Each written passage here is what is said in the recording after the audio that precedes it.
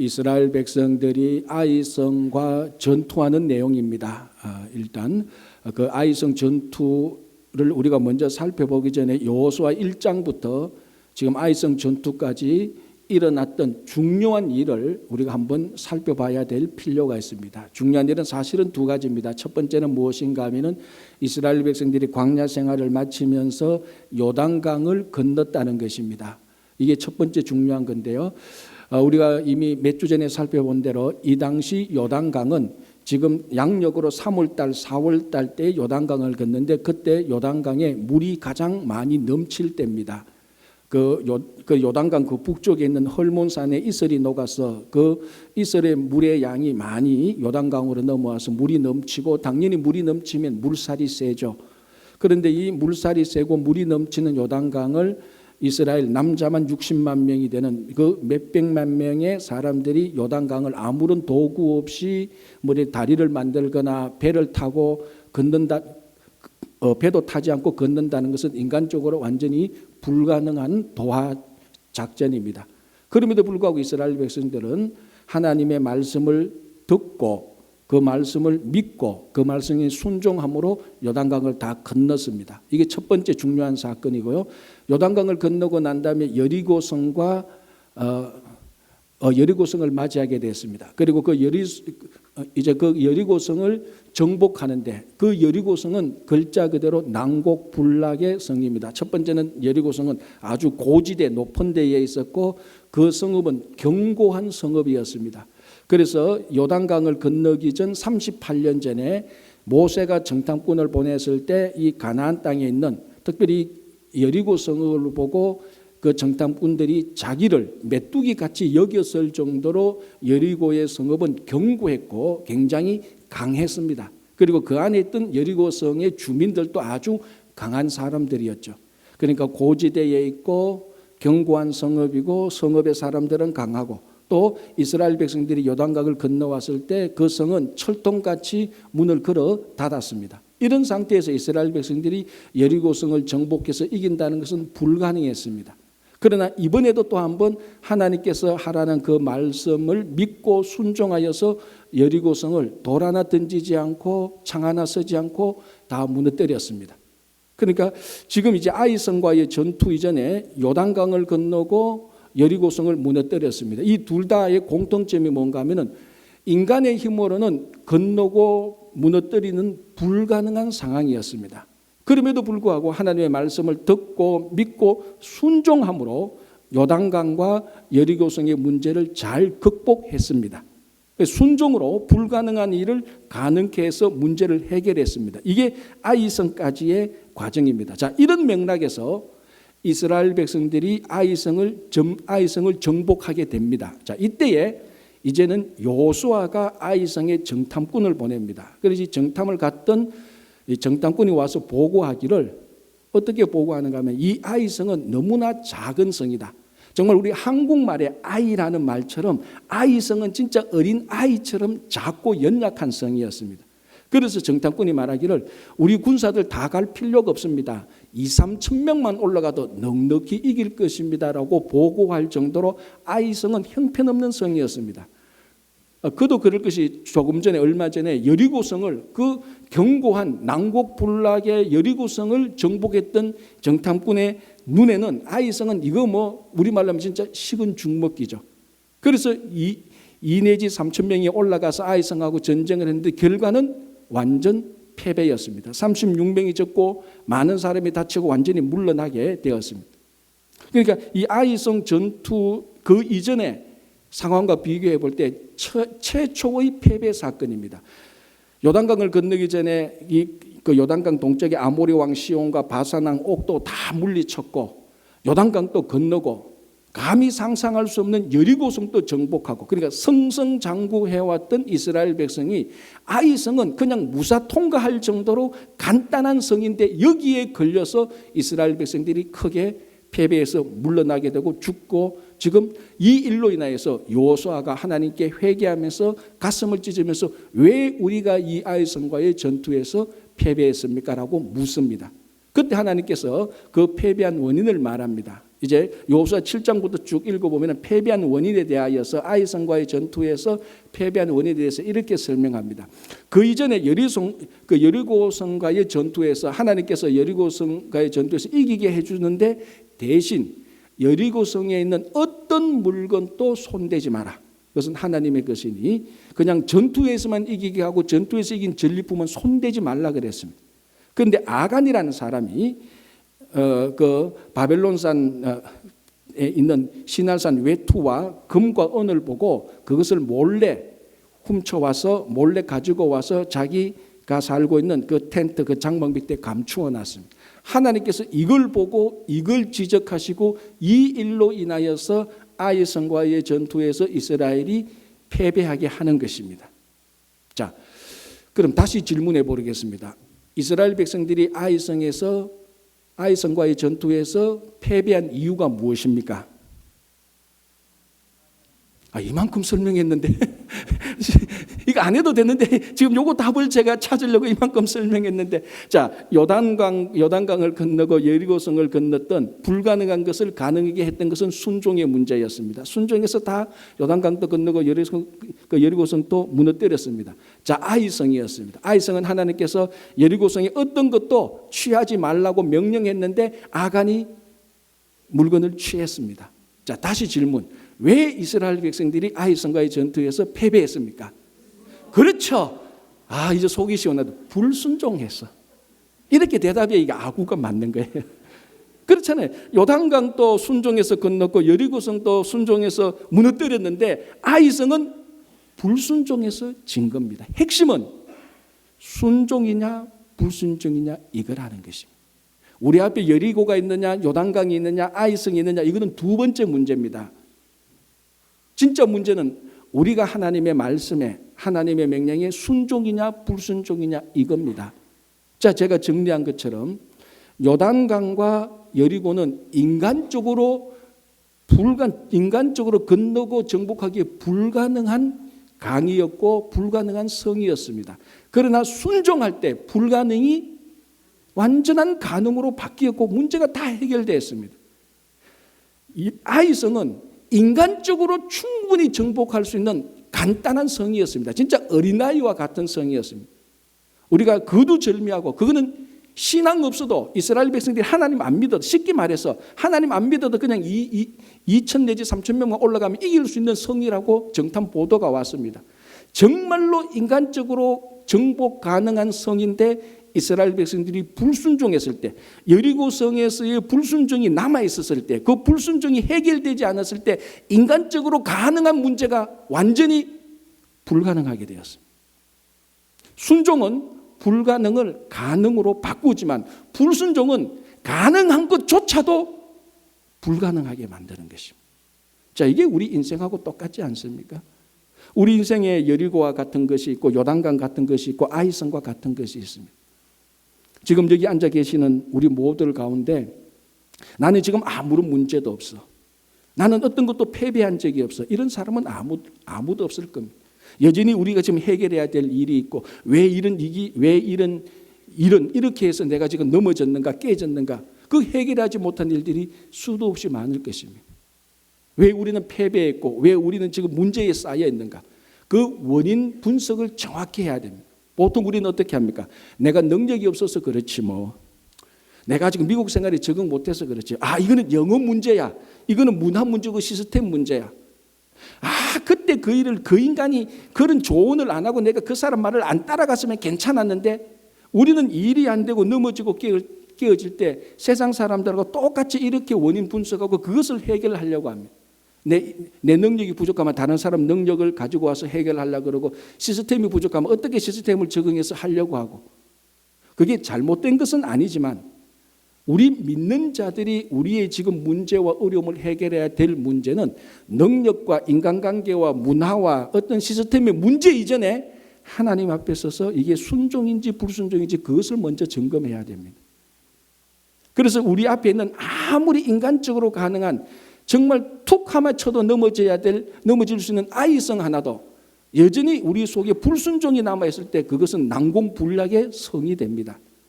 난공불락의 성이라 할지라도 하나님의 말씀을 믿고 듣고 순종할 때 아이성과 같이 툭 치면 그냥 넘어가는 성이 되는 것입니다.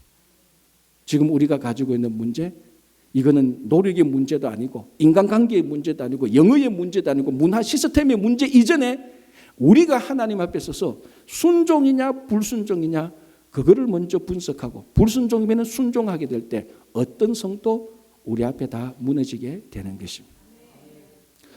자, 이스라엘 백성들이 이런 불순종의 죄를 인하여서 아이성에서 졌습니다. 자, 그러면 오늘 본문을 보면은 이 불순종의 죄는 어디에서 나왔느냐?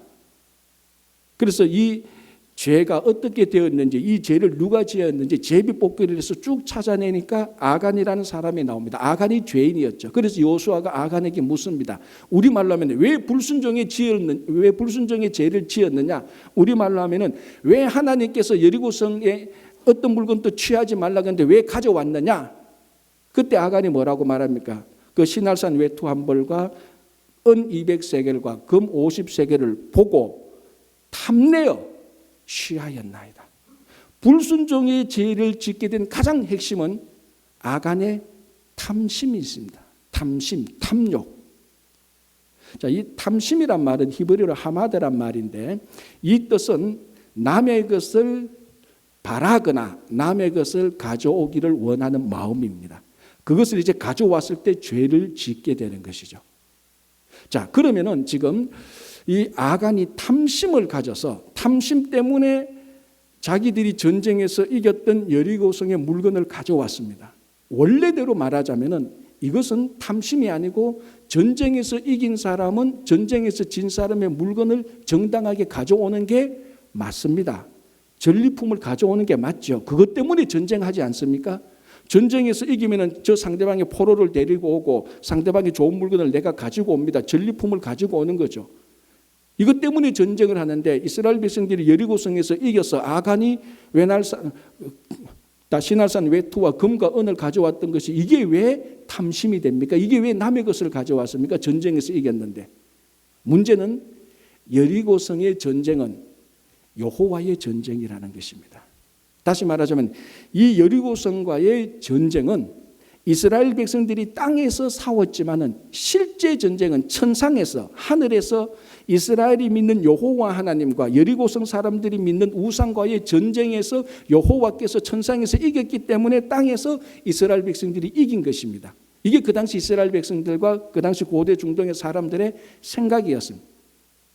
실제로 하나님께서 그 전쟁의 승패를 좌우했습니다. 그래서 이스라엘 백성들이 겉으로 보면 이긴 것 같지만 누가 이겼습니까? 실제는 여호와 하나님이 여리고성의 모든 신들을 다 이긴 것입니다. 그러니까 이 전쟁은 여리고성과의 전쟁은 이스라엘 백성들이 이긴 것은 그림자고 그냥 아바타에 불과한 겁니다. 진짜는 누가 이겼습니까? 여호와께서 여리고성과의 전투에서 이겼습니다. 그러면 여리고성에서 나오는 전리품은 누구 겁니까? 하나님 것이죠. 이스라엘 백성들이 자기들이 싸워서 이겼다고 해서 자기들이 이긴 것도 아니고 자기들의 전리품이 아닙니다. 여호와 하나님 것입니다. 여호와 하나님 것을 아간이 보고 취하여서 가져왔으니 아간은 여호와 하나님의 것을 바랬고 그것을 가져오는 탐심의 죄를 짓게 된 것입니다. 그래서 탐내어 취하였다. 탐심이 되는 것입니다. 자, 이게 지금 아간의 일이지만 가만히 생각해 보면 우리들의 일하고 하나도 다를 바가 없습니다. 지금 아간은 하나님의 것을 가져왔습니다. 탐심 때문에. 정확히 말하면 하나님의 것을 훔친 것이죠. 이것 때문에 불순종이 일어난 것입니다. 모든 불순종에 탐심이 들어가 있지 않다면 불순종은 불순종이 되지 않습니다. 자, 여러분들의 경험을 한번 생각해 보십시오. 하나님께 불순종하고 있는 것들이 지금 있을 겁니다. 옛날에도 했고. 그 중요한 불순종의 씨앗이 탐심이 아닌 것이 있습니까? 내 탐심 때문에 불순종이 생기는 것입니다. 예수 그리스도께서 십자가에서 우리 죄를 대신 지시고 돌아가심으로 말미암아 부활하셔서 우리들의 메시아가 되셨고 우리는 예수 그리스도를 나의 주님이라고 부르고 주님이라고 고백을 합니다. 자, 물론 예수님을 구주로 인정하지 않는 분에게는 이제 제가 하려고 하는 말이 해당되지 않지만 예수님께서 내 죄를 대신 지시고 돌아가신 나의 메시아, 나의 구세주라고 고백하는 사람들은 반드시 예수님을 주님이라고 고백을 합니다. 주 예수 그리스도. 그래서 이 주님이라고 말하는 고백은 그냥 듣기 좋아서 말하기 좋아서 존경하기 위해서 존경을 표하기 위한 주가 아니고 예수님이 내 인생의 진짜 주인이시다라는 것을 고백합니다. 그것은 무슨 의미가 있는가 하면 예수님이 내 인생의 주인이시기 때문에 내가 가진 모든 것, 물질, 시간, 재능, 내가 가지고 있는 지위, 신분, 내가 가지고 있는 그 모든 것이 다 예수님 거라는 것입니다. 왜? 나는 주님이라고 고백하기 때문에. 그렇다면 내가 가지고 있는 모든 것은, 모든 것의 실제 소유주는 예수님 겁니다. 여리고성의 모든 것이 하나님 것인 것처럼 내가 가지고 있는 모든 것은 예수님 것입니다. 이 소유주를 확실히 해야 되고 내가 이것을 사용하지만은 소유주 뜻대로 사용해야 되는 것입니다. 만약에 내 인생을 내가 가지고 있는 물질과 시간과 재능과 어떤 신분과 지위 이 모든 것을 예수님하고 전혀 상관없이 나만을 위해서 내 기분에 맞게 내 좋을 대로 사용한다면 그게 바로 아간이 지은 탐심의 죄하고 똑같은 것입니다. 이게 지금 아간이 욕심을 내어서 여리고성의 물건 외투와 금과 은을 가져왔거나 이 나쁜 놈, 이 도둑놈이 아니고 우리는 매일매일 지금 예수님의 것을 내 마음대로 내 좋을 대로 쓰고 단 한 번도 진짜로 이게 주님 것입니다라고 고백하지는 않으면서 입에는 주라고 고백하는 모순이 생기는 것입니다. 그래서 우리가 이 아간의 탐심의 죄를 물리치는 가장 중요한 방법은 예수님을 진짜로 주님이라고 고백하고 주님이 내 삶의 소유주고 내가 가지고 있는 모든 것은 주님을 위해서 쓴다면, 사용한다면 우리는 아간의 탐심의 죄를 넉넉히 물리칠 수 있는 것입니다. 자, 또 이 탐심의 다른 의미는요, 더 움켜진다는 것입니다. 그러니까 우리말로 쉽게 말하면 오버한다는 거죠. 내게 필요한 분량이 있는데 이게 뭐 물질이든 시간이든 재능이든 무엇이든 간에 내게 필요한 분량이 있는데 이것을 넘어서서 더 많이 움켜질 때 이게 탐심의 죄라는 것입니다. 자, 아간을 보십시오. 아간이 여리고성에서 취한 것이 시날산 외투 한 벌입니다. 이것이 얼마인지는 모르겠습니다. 그러나 짝퉁은 아니었을 겁니다. 아마 딱 봤을 때 시날산 외투를 딱 보는 순간 야, 이건 명품이다. 그러니까 뭐 하나님의 명령 생각하기 전에 탁 가지고 왔을 겁니다. 또 은 200세겔. 자, 이걸 요즘 시세로 하면요, 노동자가 800일 동안 쓰지도 않고 먹지도 않고 그대로 벌어들인 돈의 액수입니다.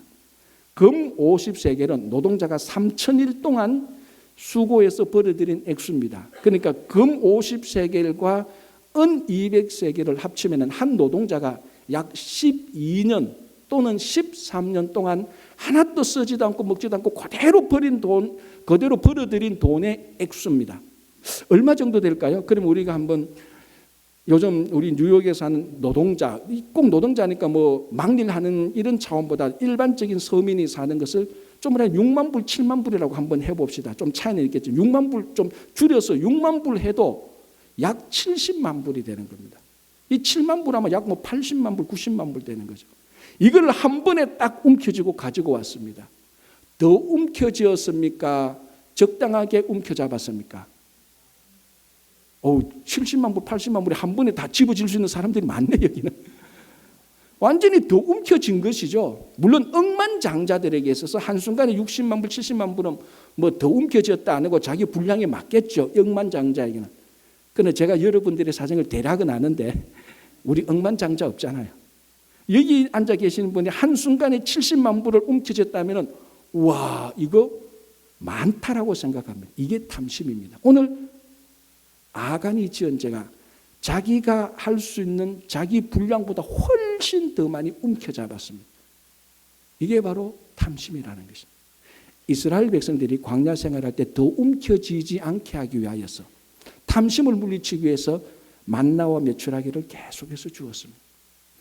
가나안 땅에 들어가서는 만나와 메추라기가 끊어지고 하나님께서 도와주셔서 그 땅에서 농사를 지어서 늘 1년 동안 더 움켜잡지 않아도 충분히 살아갈 수 있도록 하나님께서 다 인도해 주셨습니다. 그런데 항상 더 움켜지는 탐심이 들어올 때는 거기에는 반드시 멸망이 따라가게 됩니다. 오늘 바로 이스라엘 백성 중에 한 사람, 이 아간이 탐심의 죄를 지었을 때 이 한 사람의 죄로 인해서 이스라엘 백성들이 아이성과의 전투에서 무너지게 되는 것입니다.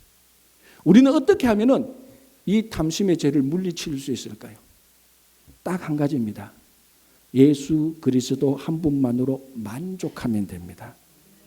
이분 한 분만으로 충분히 만족하면은 자동적으로 탐심이 생기지 않습니다. 예수 그리스도 한 분만으로 나를 구원하시고 내 삶을 인도하시고 내게 기쁨을 주시고 내게 필요한 것을 공급해 주시고 나를 도와주시고 나를 막아주시고 원수들로부터 나를 지켜주시는 예수 그리스도 한 분만으로 만족하는데 왜 이 외에 더 움켜질 것이 왜 있겠습니까? 왜 우리가 탐심을 냅니까? 예수 그리스도 외에 예수 그리스도 외에 플러스 다른 것을 요구하기 때문에 예수 그리스도 외에 다른 플러스를 내가 가지려고 하는 것, 그게 바로 탐심입니다. 예수 그리스도 한 분만으로 만족하고 그 안에 감사를 누리고 그 안에서 충분히 기쁨과 즐거움과 풍요함을 누리는 그 어떤 죄는, 그 어떤 사람도 탐심의 죄를 짓지 않습니다. 탐심은 예수 그리스도로 만족하지 못할 때, 예수 그리스도가 충분히 만족하지 못할 때 탐심의 죄가 나옵니다. 탐심은 예수 그리스도를 따라가고 예수 그리스도를 나의 구주로 고백하고 예수 그리스도로 만족하면 탐심의 죄는 물러가게 됩니다. 탐심이 없다면 우리는 자동적으로 하나님께 순종할 수 있습니다. 순종할 때 죄도 없고 불가능한 일을 가능케 해나가는 것입니다. 자, 오늘 이 본문의 가장 큰 패러다임은 뭔가 하면은 아간이 죄를 지었습니다. 아간이 탐심으로 인하여서 불순종의 죄를 지었습니다. 이 죄는 반드시 멸망으로 가게 되는 것입니다. 죄의 삭은 사망이니까. 그래서 이스라엘 백성들이 이 아간 한 사람의 죄로 인하여서 아이성 전투에서 패배하게 되는 것입니다. 36명이 죽고 많은 사람들이 부상당하게 되고 처음으로 승승장구하던 이스라엘 백성들이 기가 확 꺾이고 물러나게 되는 것입니다. 탐심으로 인한 불순종의 죄는 망하게 되는 것입니다. 그러면은 이스라엘 백성들 전체로 볼 때 그 아간 한 사람의 죄였습니다. 오늘 보면 한 사람의 죄였습니다. 그리고 한 번의 죄였습니다.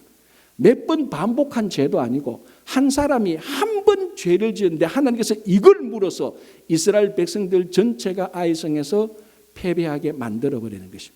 어떻게 보면 하나님도 좀 오버한 거 아닌가요? 이렇게 질문할 수 있습니다. 아니, 한 사람이 한 번 죄를 지은 거 사랑의 하나님께서 한 번 덮고 넘어갈 수도 있는 것이지 뭐 그거 가지고 딱 붙잡아 가지고 이스라엘 백성들 전체를 전쟁에서 지게 하는가라고 질문을 할 수 있습니다. 그러나 여러분, 우리가 독을 마실 때 이 독국물을 한 사발 벌컥벌컥 마셔야 죽습니까? 당연히 죽죠. 독은 한 방울만 먹어도 죽습니다. 독은 양의 많고 적음에 따라서 독이 우리 몸속에 들어오면은 양에 상관없이 죽게 되어 있습니다. 하나님께서 죄를 보시는 게 바로 이렇습니다. 죄는 우리 안에 들어오면 많든 적든 죄는 우리를 망하게 하고 우리를 죽이기 시작하는 것입니다. 크다 적다가 한 가지 죄만 해도. 그래서 우리 성도들은 정말 죄에 대해서 늘 민감하게 해야 됩니다. 그렇다고 해서 죄의식이나 자책하고 그런 의식에 빠지라는 것이 아니고 성도가 죄의 길은 죄의 자리는 가지도 않고 앉지도 않고 서지도 않아야 되는 것입니다. 어떤 한 사람이 해변가에 너무 아름다운 집을 발견했습니다. 그래서 그 집을 사고 싶었습니다. 그래서 집주인에 가서 이 집을 사고 싶으니 가격이 얼마냐 물어봤는데 자기가 가지고 있는 돈보다 가격이 좀 더 비쌉니다. 그래서 주인하고 계속 협상을 하죠. 좀 깎아주세요. 주인이 안 된다고 말합니다. 계속 붙어서 깎아주세요. 좀 내려주세요 하니까 주인이 고민을 하면서 한 가지 조건을 내겁니다. 한 가지 조건을 내거면서 이 집을 사려는 사람의 그 가격을 받아들이는데 조건이 뭔가 하면은 그 큰 해변가에 좋은 집 현관문에 못이 하나 있는데 이 집을 내가 팔 테니까 이 못의 소유지는 내게 달라고 했습니다. 아니 집 한 채 사는데 대문에 못 하나 있는 거 그거 뭐 주인 거든 아니든 그게 무슨 상관이 있습니까? 여러분 안 삽니까? 당장 사죠. 몇십만 불 깎아주는데 그 현관문에 못 하나 있는 거 그거 주인 거 하라고 그러세요. 그 무슨 상관이 있습니까? 좋다 하고 자기가 원하는 가격에 그 해변가에 좋은 집을 샀습니다. 그 대문 앞에 있는 못 하나는 주인 거예요. 뭐 문 열고 왔다 가도 대문에 못이 있는지 없는지 신경 쓰지 않을 정도로 몇 년을 살았습니다. 그런데 전 주인이 나타났습니다. 다시 이 집을 자기가 사고 싶대요. 그런데 가격을 제시하는데 자기가 팔았던 것보다 훨씬 낮게 내놔래요. 안 된다고 말합니다. 야, 내가 예를 들어서 80만 불에 샀는데 네가 왜 60만 불에 달라고 하느냐. 그 사이에 땅값 오르고 많아서 이제 100만 불 내라 말하니까 주인이 안 된다. 나 60만 불에 난 이 사고 싶다 하니까 안 된대요. 협상이 안 되죠. 그 다음 날부터 무슨 일이 일어나는가 하면은 이 전 주인이 죽은 개 한 마리를 그 대문 앞에 있는 못에 딱 걸어놨습니다. 맞죠? 그 못은 전 주인의 소유니까 뭐 어떤 일을 해도 상관없는 겁니다. 그 못에 죽은 개 한 마리를 딱 걸어 놓으니까 그 집이 어떻게 되겠습니까? 들어갈 때 나올 때 죽은 개가 있는데 썩은 냄새가 나는데 파리가 달려대는데 아무도 그 집이 안 오고 우리말로 그 집이 진짜로 똥값이 되는 겁니다. 이 주인이 어떻게 합니까? 가격을 낮춰서 전 주인에게 그 집을 헐값에 팔 수밖에 없습니다. 실제로 일어난 일이 아닙니다. 이해하죠? 그죠? 여기 중요한 메시지가 있습니다. 그 해변가에 아름답고 좋은 집이 못 하나 때문에 집이 다 망가지기 시작합니다. 그 못 하나 때문에 그 큰 집이 헐값에 아주 저렴한 값에 팔리게 될 수밖에 없습니다. 죄가 그렇다는 겁니다. 아무리 한 사람이 고결하고 거룩하고 우리가 잘해도 죄가 우리 안에 있는 한 이 죄는 반드시 해결해야 됩니다. 아니 목사님 나는 죄가 조그만해요 크고 제가 방금 말했죠. 독국물을 벌컥벌컥 마시는 거나 한 모금 마시는 거나 죽는 것은 똑같습니다. 죄가 우리 안에 있다는 것은 우리에 있다는 것은 이 죄는 해결해야 됩니다. 이스라엘 백성들 그 많은 백성들 가운데 한 명이 한 번 죄를 지었습니다. 하나님은 그걸 보십니다. 그래서 오늘 여호수아 7장에서 이 죄를 어떻게 해결합니까? 그래서 그 죄가 있다는 것을 하나님께서 여호수아를 통해서 알게 하시고 누가 죄인인가 제비 뽑기를 해서 아간이라는 것을 밝혀냅니다. 아간에게 묻습니다. 너의 죄가 무엇이냐 고백하라. 그러니까 아간이 말하죠. 여리고성에서 시날산 웰탄불과 금과 은을 보고 내가 탐내어서 취하였다. 한 사람의 한 번 죄입니다. 어떻게 합니까? 이 죄를 처리해야죠. 아간과 그의 모든 가족들과 그의 모든 소유물과 그의 모든 짐승들, 가축들을 다 데리고 골짜기에 가서 돌로 쳐서 다 죽이고 불로 살라 태워버립니다. 엄청난 고통과 괴로움이 있었던 골짜기죠. 그래서 아골 골짜기입니다. 아골이란 뜻이 해골이 아니고 아골이란 뜻이 괴롭다, 고통스럽다는 것이. 그래서 성경에 이 아골 골짜기는 진짜 비극의 장소고 괴로움과 고통의 장소입니다. 두 번 다시 이런 일은 일어나서는 안 됩니다. 어떻게 보면 우리는 이렇게 말할 수 있습니다. 하나님 오버하셨네요. 한 사람이 한 번 죄를 지었는데 아간만 죽여도 되지 않습니까? 아니 그것도 죽일 죄입니까? 그게 한 번 크게 뭐 다리를 하나 부수든지 사업을 망하게 해서 그냥 살려줘야지. 아간만 죽이는 것도 오버한데 아간의 모든 가족들이 무슨 잘못이 있습니까? 다 죽여요. 살림 다 태워요. 짐승, 가축 다 태워요. 소유물을 다 돌로 쳐서 죽이고 불살라서 태워버린 고통과 아픔과 비극의 장소입니다. 그러나 오늘 본문 이 아골 골짜기의 사건 본문 7장 26절은 이렇게 끝이 납니다. 한번 보시기를 제가 읽어드릴게요. 26절에 그 위에 돌 무더기를 크게 쌓았더니 오늘까지 있더라. 여호와께서 그의 명렬한 진노를 그치시니 그러므로 그곳 이름을 오늘까지 아골 골짜기라 부르더라. 핵심은 뭡니까? 비극적인 장소가 아니고 하나님의 진노가 멈추었다는 것이 핵심입니다. 다 다시 말하자면은 아골 골짜기에 와서 드디어 죄로 인한 하나님의 진노가 스탑. 여기에 하나님의 은혜가 있는 것입니다. 우리들이 보기에는 비극과 고통의 장소지만 하나님의 진노가 드디어 거기서 멈추었다는 것입니다. 이게 하나님의 은혜입니다. 이 아골 골짜기에서 인간의 죄가 사라지고 탐심이 사라지고 불순종의 죄가 죽고 하나님의 진노가 멈추었습니다. 그래서 그 다음에는 어떤 일이 일어나니까 이 아골 골짜기에서 이 사건으로 인하여서 다시 이스라엘 백성들이 아이성과의 전투하는데 이기기 시작합니다. 다시 말하면 패배에서 승리로 가는 터닝 포인트가 되는 것입니다. 진노에서 은혜로 바뀌는 터닝 포인트가 되는 것입니다. 죄의 죽음에서 하나님의 자비와 긍휼이 다시 살아나는 터닝 포인트가 됩니다. 그래서 아골 골짜기는 인간적으로 보면 말할 수 없는 비극과 고통의 장소지만 하나님의 은혜가 다시 살아나는, 패배가 승리가 되는, 정말 그곳이야말로 골고다 십자가 언덕의 사건하고 똑같습니다. 골고다 언덕에서 무슨 일이 일어났습니까? 예수님께서 우리를 대신하여서 죽으심으로 말미암아 우리들의 죄가 거기서 같이 묻혀버렸습니다. 그래서 모든 인류의 죄에 대한 하나님의 진노가 십자가에서 스탑, 멈추었습니다.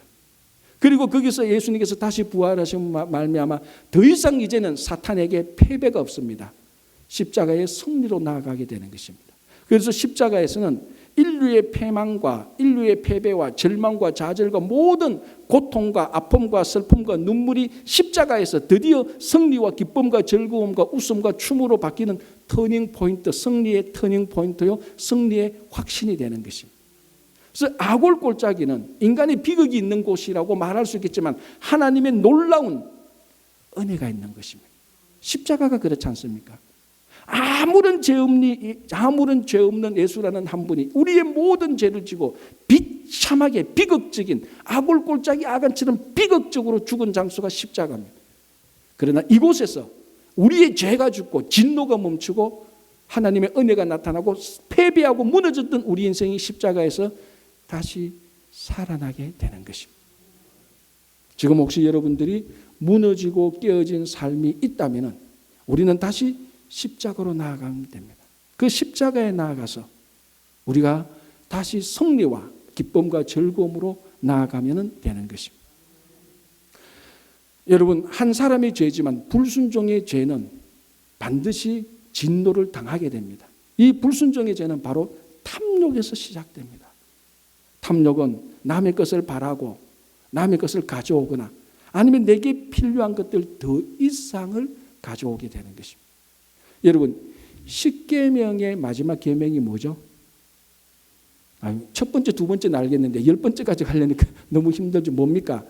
내 이웃을 것을 탐내지 말라는 것입니다.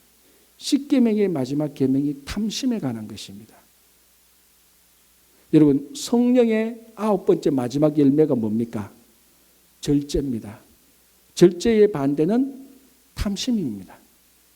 마지막 열매, 절제가 없다면 앞에 8개의 열매는 다 필요 없습니다. 사랑에 절제가 없다면 그거는 왜곡된 사랑입니다. 사랑에 절제가 없는 걸 우리가 뭐라 그러죠? 그걸 스토킹한다 그래요. 사랑과 희락과 기쁨과 그 모든 것에 절제가 없다면 그 모든 것에 더 움켜쥐기 시작하면 성령의 8개 열매도 다 왜곡됩니다. 기쁨도 절제해야 되죠. 너무 기쁘고 장례식 가서 희죽희죽 웃으면은 그건 말짱할 것 아닙니까? 절제가 있어야 된다. 탐심 더 움켜져서는 안 된다는 것이. 예수 그리스도로 만족할 수 있는 것이죠. 여러분, 노자 그 도덕경에 이런 글이 있습니다. 제가 한번 읽어드릴게요. 오색 영인 목맹. 오색 영인 목맹은요. 오색은 5가지 색이죠. 오색 영인 5가지의 화려한 색이 목맹, 눈을 어둡게 하고, 오음 영인 이농, 오음 5가지 음. 그리고 가장 화려한 음을 말하는, 가장 화려한 음이 우리들의 길을 멀게 하고, 오미 영인 구상, 우리 간단히 오미 구상이라고 하는데 오미 5가지의 화려한 맛이 우리들의 입을 상하게 한다는 것입니다. 그 여기 오음, 오미 그리고 오색은 전부 다 사람이 감당할 수 있는, 사람이 움켜쥘 수 있는 것을 넘어서는 것입니다. 자, 오미구상, 우리가 보통 말을 하는데 오미구상은 많은 음식을 자꾸 먹음으로 말미암아 우리 입맛이 자꾸 상하게 되는 것입니다. 처음에 이만큼의 음식을 먹고 요만큼의 양념을 먹으면 되는데 거기서 더 넘어가고 나중에 자극적인 것을 계속 먹으로 말미암아 인공 조미료가 나오고 이런 양념처럼 덕칠해서 음식을 먹어야 입이 풀립니다. 그걸 가리켜서 구상, 입이 다 망쳤다라고 말합니다. 이게 탐심인 것이죠. 다시 말씀드립니다. 예수 그리스도 한 분만으로 만족하면 탐심은 사라집니다. 예수 그리스도 한 분만 고백하면 우리는 우리의 모든 것이 주님의 것이 되고 주님을 위해서 사용할 수 있습니다. 다시 말씀드립니다. 여러분, 넘어졌고 패배했습니까? 십자가로 오시면 승리의 전환점이 되는 것입니다. 그래서 여러분 어렵고 힘들더라도 십자가 붙들고 사시고 십자가에서 영원한 승리의 삶을 사시기를 바랍니다.